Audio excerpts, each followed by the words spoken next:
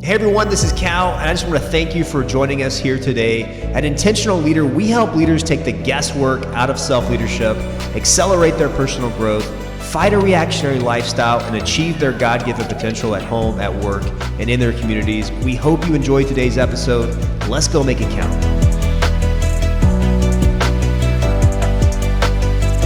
All right, Mike Bassett, welcome to the Intentional Leader Podcast. It's so fun to have you on today. Good morning, Cal. How are you, my friend? I am doing well, doing very well. And I'm really excited to have this conversation. I just had an opportunity to read your book. And I was telling you off camera, I was so blessed by this. And you and I knew you, I followed you on LinkedIn. We had that conversation on Legal Grounds, your podcast, which I really enjoyed. But getting to hear your story of the man in the ditch, a redemption story, really for all of us, blessed me. And I'm really excited for the people that are listening today to hear your story. Before we dive into it, and let me just tell the audience, this story is powerful. You're gonna get something out of it. It's going to impact you. It's going to shape you. But before we do, Mike, let's start with telling a little bit about your background, because I think this helps people understand you, the way you think. So at 9 years old, you're adopted by Gene and Herbie. Tell us about that. Tell us about kind of the circumstances around that. And then let's talk a little bit about Gene and Herbie and how they shaped you. Sure. So it was an interesting story. So my mom had me when she was a single mom. My dad had left before I was born. So she's about 40 or 41 years old, and she's in Chicago, and she knows nobody. And she moves down to El Paso, and she goes to work for the El Paso phone company.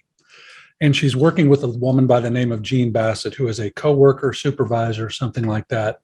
And it becomes apparent that my biological mom, because of what was then called manic depression, I think now we probably call it bipolar disorder, simply was not able to care for a child. And so I began staying with Herbie and Jean, probably when I was about 5. And then came to a point where it was obvious my mom was not going to be able to watch me. So Herbie and Jean formally adopted me when I was 9 years old, and that's where I grew up. Now tell us about Herbie. He sounds like quite an interesting character. You know, he is one of those people that if I was 10% of the man and the leader that he was, I would really be something. So he is born and raised in Gretna, Florida. Very, very poor. He and his brother grow up on a farm. And at a very young age, he and his brother are left. They are deserted. The family moves away because of, I think, the depression and other things going on. And he goes off to live with relatives. And I think at the age of 14 or 15, lies about his age and enlists in the Army simply as a way to get out of the cycle of poverty that he was living in, and was a career military officer. Started out as an enlisted man, went through OCS, retired as a major, fought in World War II and Korea, was a field artillery officer, retired in El Paso out at Fort Bliss, and was just an amazing, amazing guy. A lot of what I do and a lot of what I say, good and bad, is from the old man. He was just one of a kind. And you describe him in the book, the couple of things that stood out to me. You talk about how he just really appreciated everyone. And he taught you that you value every person, from the janitor to the person in the high rise. And so there's that part of him, almost you might see as compassionate or soft, but then there's that other part of him that's tenacious and just taught you about hard work. And I think you describe it, I might have this wrong, but just this combination of wisdom that you got from him and just tenacity, the ability to grind and hustle and work hard, but also to love people well, which I stood out to me, that kind of that dichotomy of a person that has that ability to be both, to have that combination of as a leader and as a man. I just thought that was really neat. Well, yeah, like a lot of us. I mean, the old man was a mystery wrapped in an enigma. I mean, there was a lot of things that were just opposite about him. On one hand, he was probably one of the most egalitarian people I'd ever met. Like I say in the book, we would have these ditch riders that would come irrigate the upper valley. And my old man was the only one that would sit outside and have lunch with them. Most of the other people didn't speak to them and probably just overlooked them and ignored them. And here's my old man sitting out there doing that. He was also one of those people that every time you met somebody, you looked them in the eye and you shook your hand. And he always told me, he said, Michael, anytime you meet somebody, introduce yourself, because while you may think they recognize you and know who you are, they likely don't. And so I always remembered that. But then on the other side, Cal, he was just sometimes brutally honest in the way he viewed the world, and really kind of taught me that life owes you nothing. That if you want something, you need to go out and get it. Not dog eat dog, not stepping over people, but if you wanted something, the way to get it was hard work. And that was really instilled at me at a young age. And it seems like you started on a little bit of an entrepreneurial journey early with that mentality. And then you had this, you described this situation where Sterling, your brother, has something to say to you, and in his own sterling way that kind of helps you in that moment to maybe reset a little bit. Tell us about that. Yeah. So it was probably 1980, 1981. I'm a sophomore or a junior in college at UTEP, and Sterling is home. He usually came home once or twice a year because he was active duty at that point. And I think, I don't know, in 80, he may have been over in Germany. I'm not sure. Anyway, he's back home. And we're at the house on 5071 Meadowlark that still stands. And we're in the small guest bathroom. And then they're talking to him, really kind of telling him how great I'm doing in college, and I'm in ROTC. And really, I'm the kind of coolest thing that's going on. And he's brushing his teeth. And I remember he spits out the toothpaste and washes his mouth and says, when you do something outside of 5071, come talk to me. And he just starts brushing his teeth again. And I thought, well, hell, I guess really I'm not that big a deal. So that was, I still remember that moment. And really what that told me was there's things much bigger out there than what you're doing right now, and look bigger. And that kind of stuck with me, obviously. And what led you to go to law school? So we're going to get in the story a little bit. So you go to law school. Tell us about your motivation to go to law school in the first place. So sophomore in high school, we're taking a government class, civics class. And one of the things we're studying is the judiciary. And there's going to be a mock trial. And they're going to, it's a murder case, it's a murder case. It's a criminal case. And I get chosen or picked or volunteered to be the defense lawyer. And so I really got into it. And there was a lawyer who I think is now passed. I think his name was Richard Buck, and he was a very, very well-known defense lawyer in El Paso. And I knew him from the El Paso Country Club. So I started picking his brain about what would you do about this and how would you do this? And I was completely enthralled. And I thought, I could do this for a living. And that's where I think the seed was planted when I was a sophomore in high school. So you go to law school. You do very well in law school. Not at first. Okay, not at first. But then you end up doing quite well. I think you said you ranked number 12 out of 200 and some odd students at your law school. And then tell us about what happens after law school. How do you start out as a lawyer?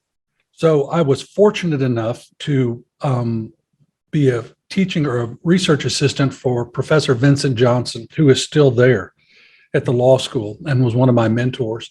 And he had been a judicial clerk when he graduated from law school. So with his help and encouragement, I get on the law journal.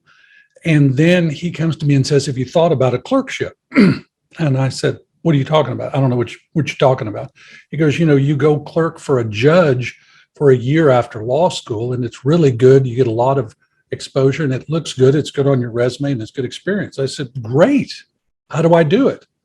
So he told me, and I applied to a bunch of clerkships. And as the story goes in my life, I got a lot of rejections. But fortunately, I went down and interviewed, or at that point up and interviewed with the Supreme Court in Austin, and got a call that I was chosen to be. They were called briefing attorneys then, or I think they still are. So I was one of two lawyers that worked for Justice Ted Robertson on the Supreme Court for a year. Fantastic job. And then that gets you an opportunity to go and work for a pretty large firm in Texas. Yeah. When I was at the court, we would read appellate briefs all day. And I remember there was this law firm in Dallas called Coles and Thompson, and they did a lot of appellate work. So I read a lot of their appellate briefs, and I thought, man, these people really write well. And it just so happened that at the court towards in the spring, law firms would come interview the briefing attorneys to see if they wanted jobs. And Coles and Thompson came up, and I interviewed with them, and I came up here, and I was fortunate enough and slipped through the cracks, and they offered me a job. And it was just probably the best job for me a young lawyer could have, was working at Coles and Thompson with some of the best lawyers in Texas. And so let me preview this a little bit, because now we're going to get in specifically to the book. But before we get into that, what was your ultimate motivation for writing this book? My ultimate motivation was to share with people my story and hopefully to encourage them to understand that in their brokenness really lies the ability for transformation, and that our history is one that we do not hide and should not hide, Cal, but we should use it to light a path for others. Because every one of us has at our ditch moments, some deeper, some with a lowercase d, some with a capital D. And it was really sort of, and like I've said before, a love letter to all those people out there who have found themselves in the ditch, or a loved one in the ditch, or when they, at some point in the future, come in the ditch, that it's not the end. It's not the end. It's a reset and a restart, and really is something that I think we all need to be reminded of every single day. Absolutely. Well, tell us about the ditch. Tell us about kind of the lead up and then how that eventually happened in your life. So I leave Coles and Thompson in 1992, and I join a group of lawyers that had broken off from Coles and Thompson. And I'm over there, and I get a call from an adjuster at a third-party administrator, somebody who administers claims, says, listen, I've got a new trucking case with ABC Trucking Company. Can you handle it? Sure. Clear conflicts. And then I start doing the work, and the director of risk management is a guy by the name of Sam, the name I used. And so Sam was my first contact. And so, like many things, it started small, single case, a smaller case, and just grew into bigger and bigger and bigger cases. And Sam was the risk manager for a holding company that had multiple trucking companies that ran all over the United States. And if you've ever been in Texas, and I know you have, we have a lot of freeways. And with a lot of freeways comes a lot of trucks. And with a lot of trucks comes a lot of truck accidents. So we were able to do good work for Sam. And he started to hire us not only in the DFW area, but essentially all over the state.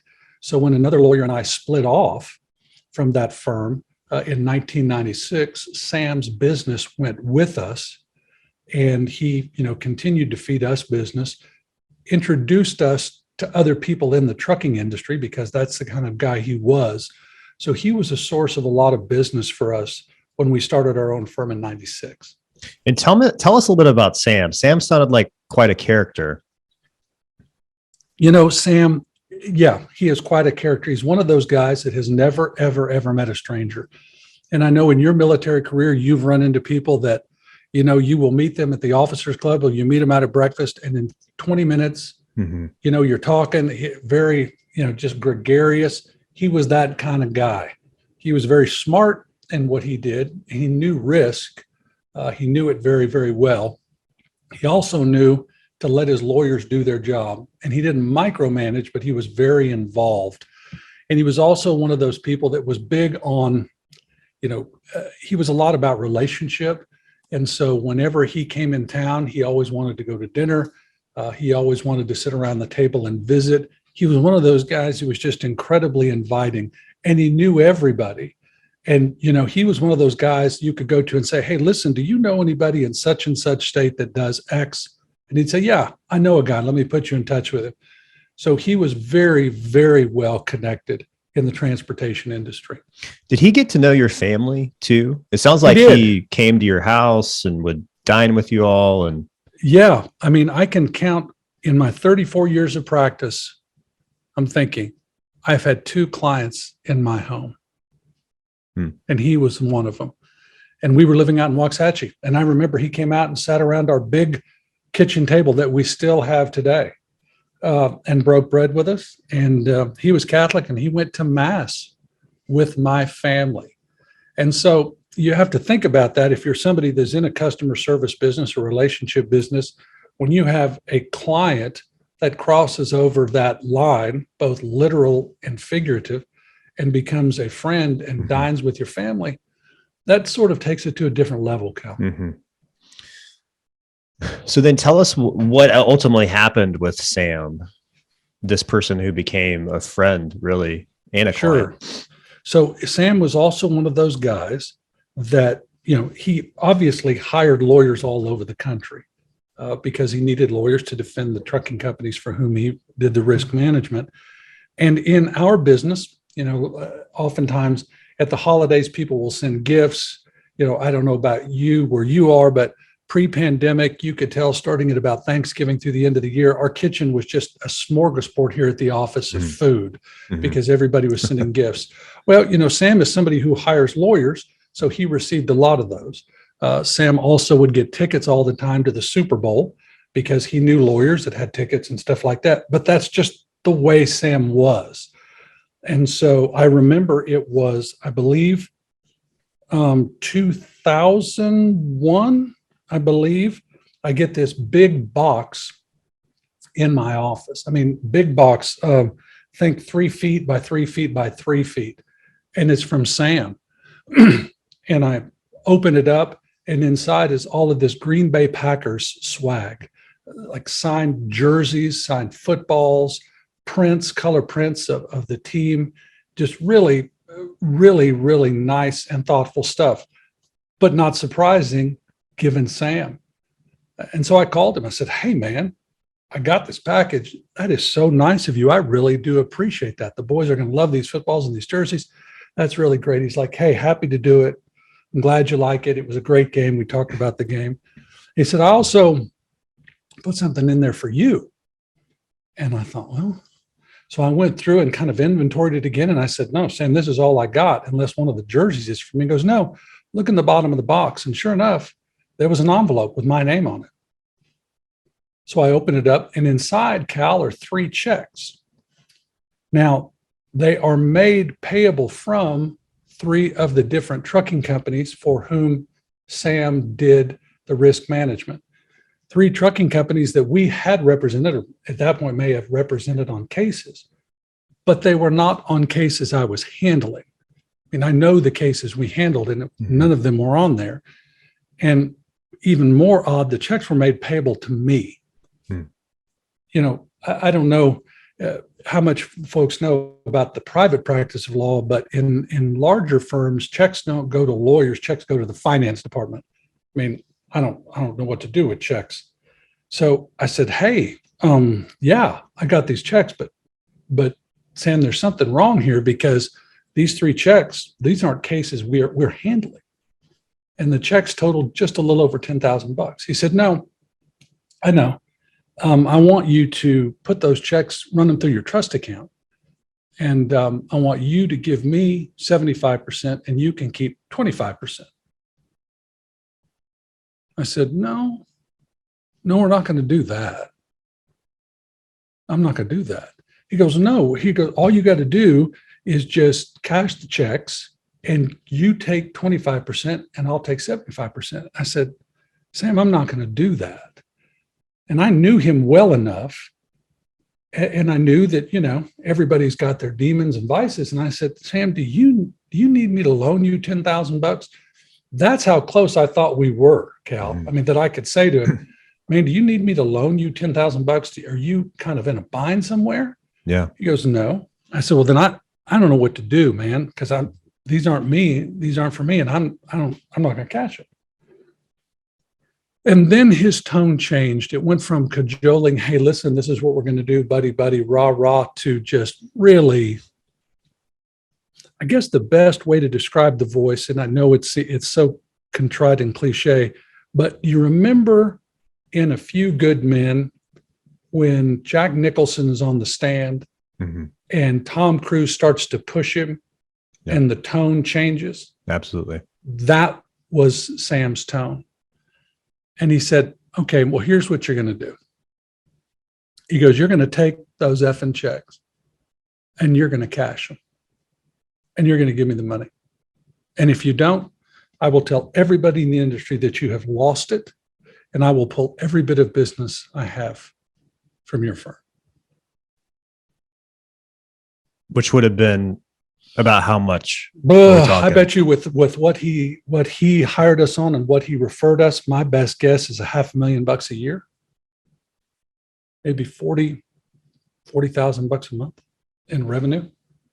So what do you? Yeah, go ahead. Yeah. No. Yeah. Well, I was just going to ask. So you're having this conversation with a friend. Yeah. Someone you perceive to be a friend, and you've got this long-standing relationship. He's also a client. Mm-hmm. What's going through your mind? Because it seems like initially you're like, "Hey, no, absolutely not." Then he changes his tone. Then he offers you this, "Hey, either this or this." What's going through your mind at that point? So at that point in my mind, I am now 6 years old, Cal. This is where the story of Herbie and Gene comes in. I am now 6 years old and thinking that if I don't do what he wants me to do or is telling me to do, he will abandon me. And not only that, will crater or destroy what I've worked so hard to build. Not the right place to be, Cal, not the logical place to be, but viscerally, that is exactly where I was at that moment. So then tell us what happened after that. So I cashed the checks. I gave him the money and said, here, take it. Don't ever ask me to do this again. I'm done with this. And he never did. And we never spoke of it again. And we continued to do his work. And, he continued to send work. And naively, I thought that it was all in the past. You say that, but in the book, you talk about having this feeling maybe in a deeper part of your soul or in your mind that you might be found out. Mm-hmm. And then tell us about how that eventually does come to light. Yeah. And I think our mind does very odd things to us. I remember that, who did I hear it from? Matthew Kelly, or read it from somebody that essentially said, the minute you start a dialogue with the devil, you have lost. And so I'm thinking, you know what? It's fine. It's water under the bridge. Nothing's going to happen. I didn't benefit from it. I didn't keep any money. It's okay. It's okay. It's okay. And then early 2002, I get a call from Sam, who said that the FBI had come in and raided his offices because I guess during the course of an audit that is done, it was determined that Sam had embezzled over, as I understand it, $1 million by doing this thing he did with me with other lawyers around the country, to the extent, as was told to me, that he would send other lawyers checks for $100,000 or $200,000, and they were running them through their trust accounts, and they were keeping some and giving him some. So he called to let me know that essentially the gig was up.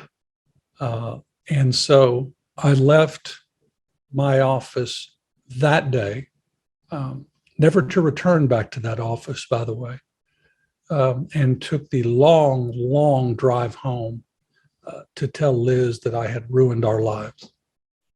And this was about a year after the cashing of the checks and giving the money to Sam? Yeah, about a year. Okay. Yeah. And so you go home and you find Liz at home, your wife. What do you say? Cal, there are some things that are still too raw to replay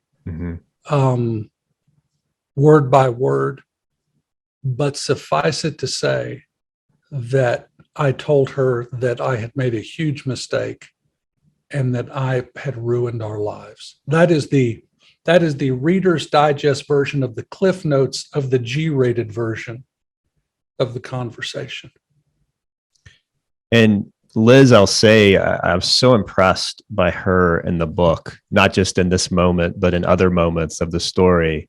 And I think it's such a great example of the power of a wonderful partner in life who, when you need it the most, can speak truth into your life, can give you that encouragement. I mean, she sounds like such a wonderful person and woman and partner. She is. Tell us how she reacted in that moment of you saying, I've ruined our life.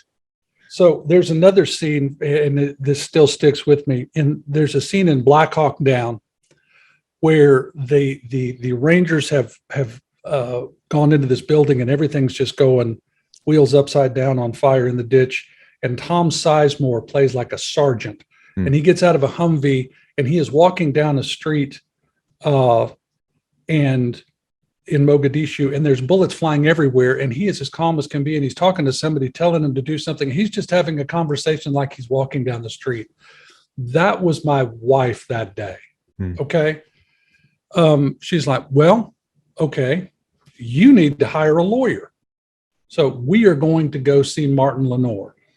She knew of Martin because I had hired Martin many, many times for clients of mine who had had criminal problems that arose from civil lawsuits. And so here is this woman, Cal, who was not a lawyer by training, but did the exact right thing and said, we need to go see a lawyer. And within 30 minutes or more, we are on the way up to Dallas to go see Martin. And that was really, well, of the thousands of good pieces of good advice my wife gave me along the way, that was one of the best. And what did Martin think of your situation? You know, I have come to really appreciate Martin, and it helped me. You know, as lawyers, we are attorneys and counselors. You know, we're attorney and counselor at law. And there's another one, and that is advocate. We are an advocate for people. And I sat and explained to him what had happened through the tears, and it was a pretty emotional deal. I told him all, and he didn't interrupt me. And he listened, and he listened, and he listened. Asked a few questions to clarify. And he said, you know what Sam did? And he called him an expletive. He goes, he just extorted you. He blackmailed you. It's exactly what he did. And at that moment, I had not viewed it that way. And I say that, and I want to be very clear, Cal, I take full responsibility for the bad choices I made, complete responsibility for those. But the way that Martin said it made me realize, you know what? Maybe there's something to that. Maybe this is not all on me. And at that moment, I realized the power of words and the power of encouragement and the power of having somebody in your corner, Cal, can really make a difference to somebody who finds himself in the ditch. And that was just really powerful. And Martin was also smart enough. He goes, man, you're a mess. You need to go see a psychiatrist I know. So he called, talked to a psychiatrist, and that day we went over to see the psychiatrist at Martin's direction. And so you meet with the psychiatrist, and tell us kind of, and I want people to go, I really, really encourage people that are listening to go and read this book. It's beautifully written too, Mike. It's very well written. It's a quick read. It doesn't take long to read. And it is gripping. It is a story that even what you're getting here on the show is not the full picture and color of the story. But I want people to get a sense of what happened because I think it's such a beautiful story of redemption. But tell us how it played out. So that, you know, we've heard now this terrible moment a year or so later after doing this deed with Sam. And yeah. And but you take ownership over it, and then you go through this process of dealing with it. You go through this process of having to take your medicine and deal with it. Tell us a little bit about that, and then we'll get into the beauty of the redemption and the restoration and some of the key lessons that I think all of us can take away from this. And I will. And before I do that, I want to give a shout out to a mutual friend of ours, Alex Davis, who played a very big part in getting this book in print. Without her and without her help and constant editing and encouragement and pushing and nagging, I said nagging, Alex, the book would have never come out. So a huge shout out goes out to her. So, so I leave the psychiatrist's office and now I'm on this heavy, anti-anxiety medication. And this is just the beginning of a long road, Cal, because I've got two things that are really facing me. One, I've got these criminal charges that I know are going to be forthcoming. And two, I've got the state bar to deal with. I mean, these are two very separate things. And so I'm worried, am I going to prison for the rest of my life? And if I don't do that, am I still going to be able to practice law? So those are the two things that are really kind of just weighing on me. And so this all went down, and it's important to know this. This all goes down about the 15th or 16th of January, 2002, because of people that just threw in and really helped me, one of whom is Jim Stanton, a dear friend of mine. On February the 4th, 2002, the Bassett Firm opened its doors. So, within 3 weeks, there is a law firm that is up and running. And that starts the process of, just putting one foot in front of the other. At that point, not knowing what the future would hold, Cal. I mean, if I was a betting man on February the 4th, 2002, I would have put almost every bit of money I had against me succeeding. I would have. I was simply radioactive. And so, the criminal aspect takes a long time.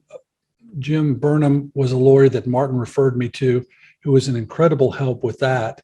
And so fast forward to, I believe, August of 2002. Yeah, September of 2002. We strike a deal with the federal government. I've got to go up north because that's where Sam's offices were located. And, I plead guilty to one, and I'm going to say this is going to sound stupid for a lawyer. I don't remember what the count was, but there's one count of a federal offense I plead to, and we're up there now for the sentencing. So you've been in federal courtrooms before. I've been in them before, but I've never been in one this big. And I think that's probably because where I was standing emotionally. It looks like it's twice as big as a gymnasium, and the judge's bench looks like it's about 40 feet in the air. And, the judge asked me, have I made restitution to the government? I said, yes. Have I made restitution to Sam's employer? I say, yes. Do you have anything to say for yourself? And remember, behind me is Liz, who is now Father Mark Seitz, now Bishop Mark Seitz out in El Paso, and some other dear friends who are in the audience. And I can't remember exactly what I said, but I got to tell you, Cal, what I do remember was the feeling.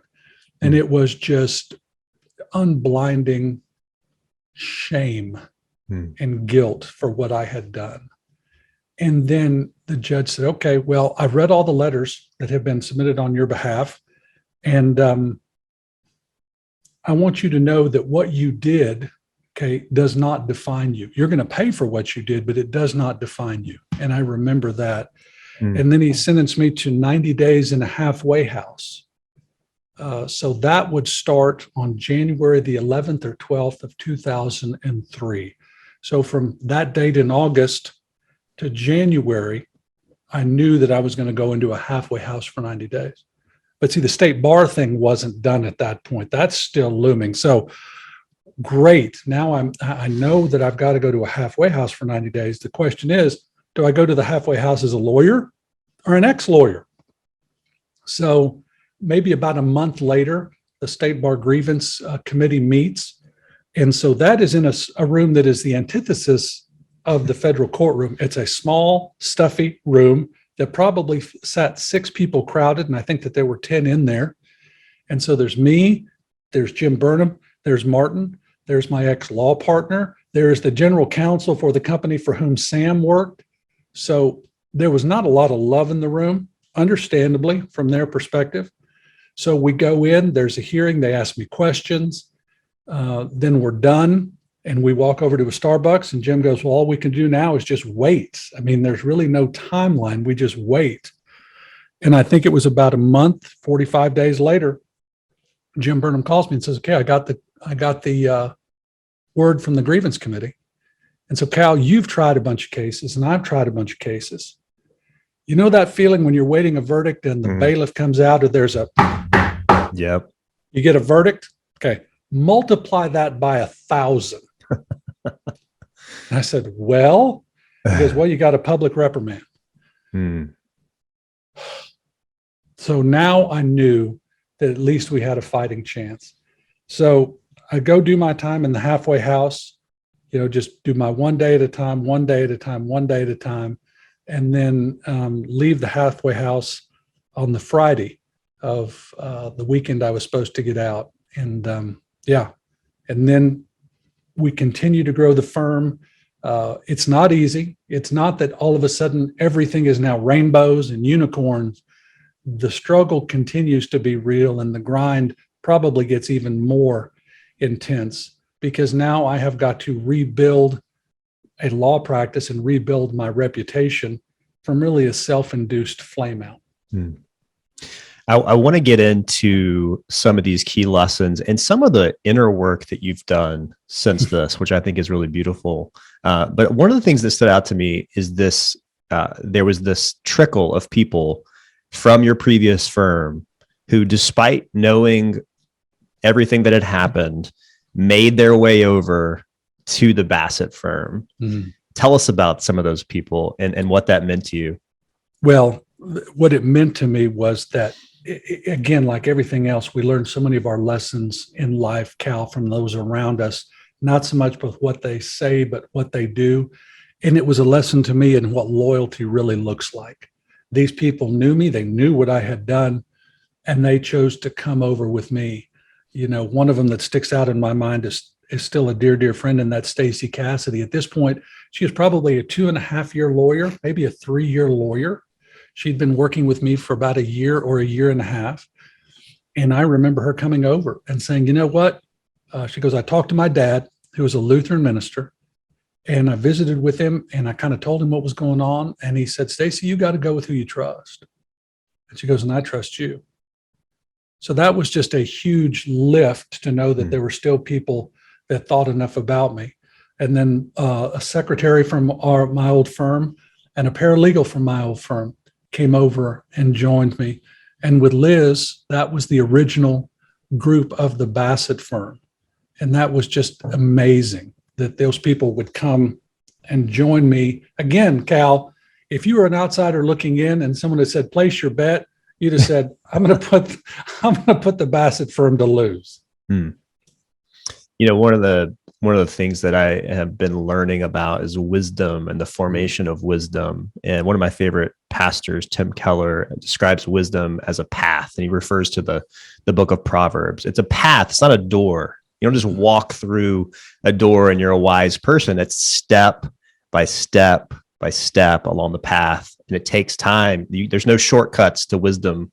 And often most of some of the most profound wisdom can come from struggle and from hardship. And one of the things that stood out to me about your story is that you embarked on these silent retreats where you started out for a weekend, and then now that's become a practice that you do every year. Even it sounds like even for 10 days straight of silence. So tell us a little bit about that practice and what that has meant to you and how that's helped to form you over the last 10 years or so. I guess 20 decades 20 years. Now. Yeah. So there was a deacon at our church, St. Joseph's Catholic Church in Waxahachie, Denver Crawley, who in 2003 said, Mike, there's this Jesuit retreat house up on Lake Louisville up there, and they do silent retreats. It's something you ought to look into. And I thought, I knew of the Jesuits, but I didn't know much about them. And I'd never been on a silent retreat, but I thought, probably a good idea. So I went up in early 2003, and it was a 3-day retreat. You go there on Thursday in the evening, you have dinner and visit with everybody. Then you go into silence and you have a talk on Thursday night. Then you have 3 or 4 talks on Saturday or Friday, 3 or 4 talks on Saturday, a talk in the morning on Sunday, then a mass, and then you leave. But the whole time you're in silence, you're eating in silence, you're in silence. Maybe for 30 minutes a day, you're speaking with a priest, and you're given all these questions and things to think about. And what it allows, Cal, is it just opens up this space that none of us have, who are so overscheduled. Mm-hmm. And we're so burdened down with lives, just taking care of families and stuff. And that's what it meant to me, was to sit and to have the luxury of looking at this beautiful lake for 3 hours, thinking about the passage in Mark's gospel where they're in the boat just for 3 hours. Well, what a luxury that is. I mean, can you imagine sitting out on your back porch for 3 hours? I think maybe 25 minutes in, someone would come looking for you. But out there, you had nothing but time. And it really was the beginning of a journey of opening my eyes and helping me to learn of all of the growth that I needed to do and all of the blessings that I had. One of the things I want to ask you about is how you've dealt with maybe critics would be the right word, or people that have not given you that second chance. And you mentioned that several times in the book about, people who don't return your phone calls, or you could just tell that there's this change of demeanor towards them. And the reason I want you to talk about that is I think we can all relate to that to a certain extent. There are people in our lives who are not our biggest cheerleaders. And sometimes it's direct, and sometimes they have plenty of ammunition to use. And then sometimes it's just this feeling people get. But how have you learned to deal with that? And you talk a little bit in the book about, this Jesuit sense of indifference, but I'm just curious, what are some of the tools that you would offer to people for dealing with those people in their life that aren't their biggest cheerleaders? Yeah. So, to be fully transparent, when all of this went down, the law firm that I left, I want to say maybe it was 40 people or more. And so it was like all of a sudden losing 40 people. I mean, I heard from none of them. And I'm not going to lie to you, that stung. And it stung a lot. And it took a lot of time to get over that.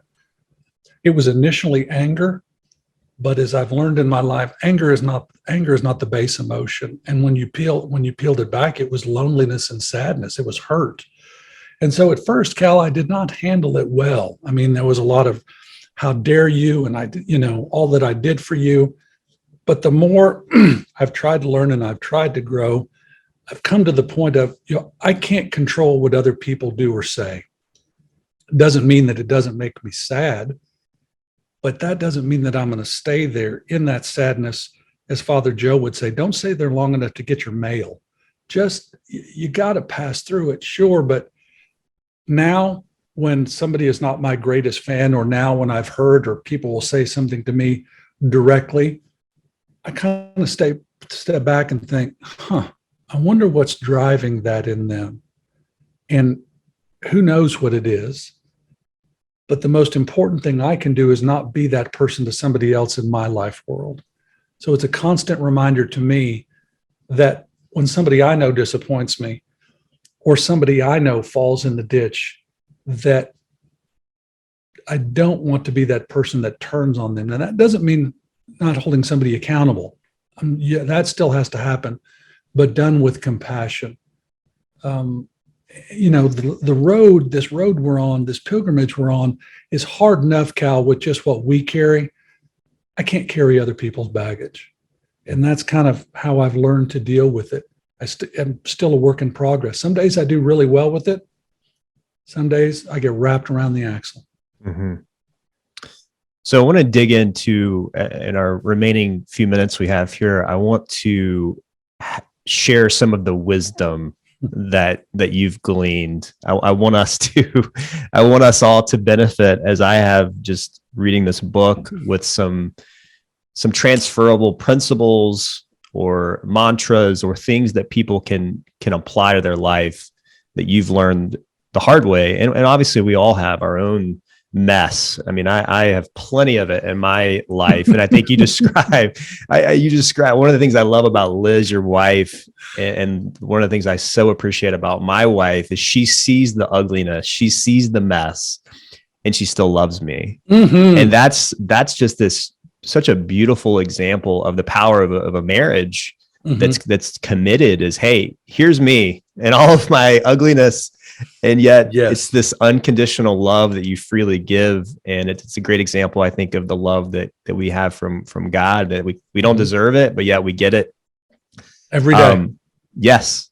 And so what are some, and you share at the end of the book, and you give 8 different key lessons: gratitude, grace, redemption, compassion, loyalty, humility, tenacity, community. So it can be any of those, or it can be some of the principles that maybe just come top of mind in how you lead differently based on this, or how you walk differently, how you see people differently, anything that jumps out at you. But give us some practical things that you have learned and some wisdom from this experience. So I think at a 30,000-foot view, I think the feeling and the verb that I try to embody now is one of love. We have got to love the people that work with us and that work for us and that are on our team. We have to love them, and they have to know that we love them in a certain way. And, you know, the old me, the pre-fall me was pretty judgmental, pretty driven, very unsure. And so I think that I masked it maybe with bravado. And now I realize that, Cal, I think the most strong thread in any relationship of any significance has got to be vulnerability. If people know that you don't hold yourself out as perfect, that you have scars, but that you are there for them, I think that that is really the foundation that we all need for any relationship in our life, whether it be in your family, in your workplace, with clients. People have got to know that you're real and that you're vulnerable. I think that the older I get and the more I've traveled this path, and this has really come top of mind with the pandemic, is this concept of grace upon grace. Because I can tell you, in the last 20 months, my friend, I have not been the best version of myself many, many times. Mm-hmm. The way that we've practiced law, you know, what the pandemic has done to everybody has caused me to really not oftentimes fall short of what I expect of myself. But I have come to realize that I so welcome people that give me grace, that now in my life world, what I try to do when someone doesn't get me something on time, when somebody doesn't do what they've said to do, you know, when you get on the wrong Zoom call, when you get on the wrong conference call, to say, it's okay. It'll all work out. Let's regroup. How did we get here? Let's make sure we don't do it again and move forward. And so that really is what has resonated with me after the book, and really during this pandemic, is this concept of loving those around us. Because you know what? My old man used to say this all the time. He always had these sayings, and I thought, when you said them, I thought, oh, I just rolled my eyes. But he would say, Michael, you can rent people's hands 8 hours a day. He goes, what you want are their hearts. And, you know, that's what I hope with the people that I work with, that they know that I care about them when they are struggling, and that they can call me, because Lord knows they have seen me when I have not been my best.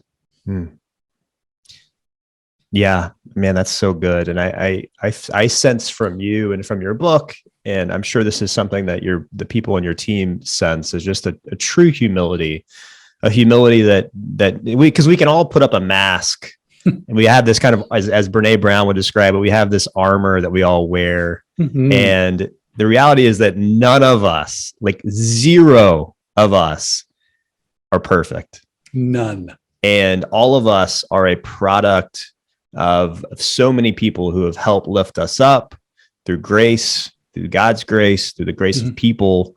And so I think, to me, humility a lot of times is just, it's having a full knowledge of my own imperfections, and then also the appreciation for how much grace God and others have shown me. And I am far from perfect, 100%. But I think to me, that's what I see in you and in this story. And the vulnerability to the willingness to share this is such a gift. And you described giving this speech to 200 attorneys where you, for the first time, you tell the story to a large group, and that at the end of it, you get a standing ovation. Yeah. And I just want to thank you, Mike, from me and from the listeners for writing this book and for sharing this story, because it would have been easy to just hide this, to not want to share it certainly as publicly as you have. But this is your story that God ultimately has gifted you. And to your point, it's not to make light of the decisions, but it's to highlight the humanity in your experience and how we can all learn from that. And I've been very blessed by it. So I really appreciate you taking the time to put this out and coming on the podcast today.